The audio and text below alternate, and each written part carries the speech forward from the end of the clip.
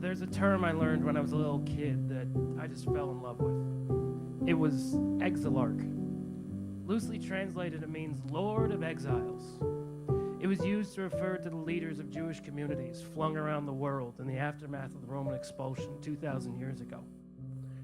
I'd like this word applied to me, but these days I think it deserves a different meaning. A master of exile in an infinite cycle of an outsider breaking in. Being a Jew, the holidays were always an easy time to feel like that. Yeah. Hanukkah was never important, the celebration of a minor military victory.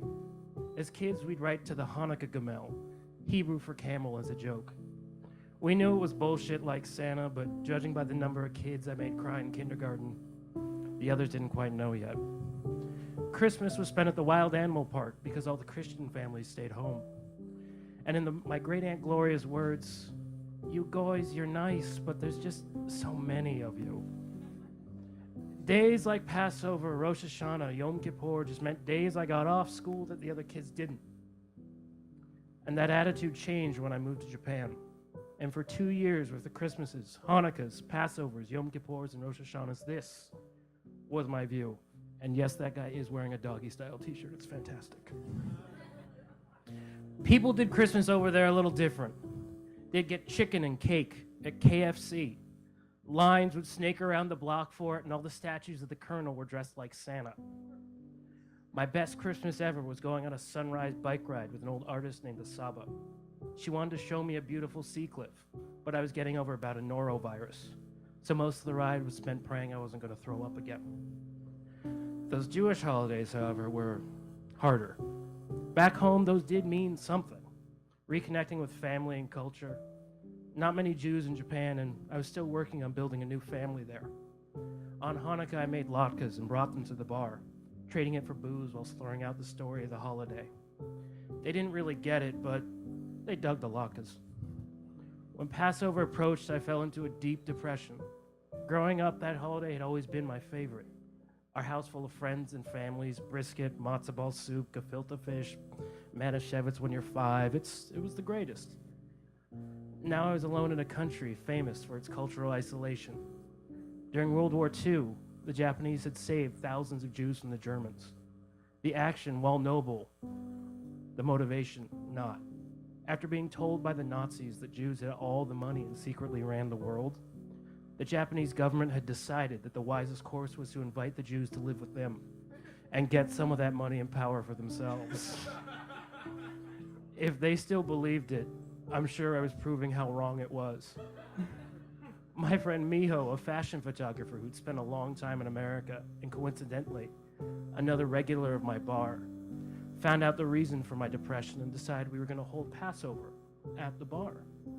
Bearing several bottles of wine, I walked up there. Standing on an old stool, I regaled the whole bar with the story of Pesach, from old men to a 6-year-old girl. The stranger that sojourneth with you shall be unto you as the native among you, and thou shalt love him as thyself. And a stranger shalt thou not oppress, for ye know the heart of a stranger, for ye were strangers in the land of Egypt. これは以前私たちが訪れたエジプトで実際に起きたことでした。そのためこれは違う国でも起こりうることでしょう。 Through Miho's translation, I told the story with a passion the high priest would have envied, though I bet the elders would have never imagined it told by a 25-year-old man in a bar with Japanese reggae blasting in the background.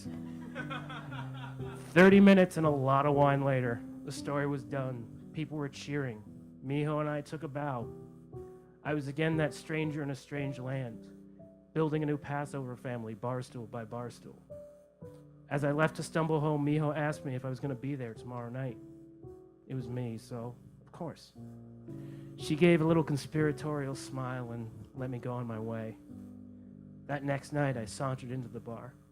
There was Miho and the rest of the regulars, along with a family and their little girl. Miho whispered something to her. Looking surprisingly solemn, the girl stood up and unfolded a piece of paper and spoke, her thick accent stumbling over the words. Sam, Ha. Hagu. Sa. Sameach. Hag Sameach. Hearing a 6-year-old Japanese child stumble over the words my ancestors had repeated for millennia, and seeing the approving faces of people raised in a culture just as old and just as ridiculous as my own, I put her on my shoulders and I started to laugh.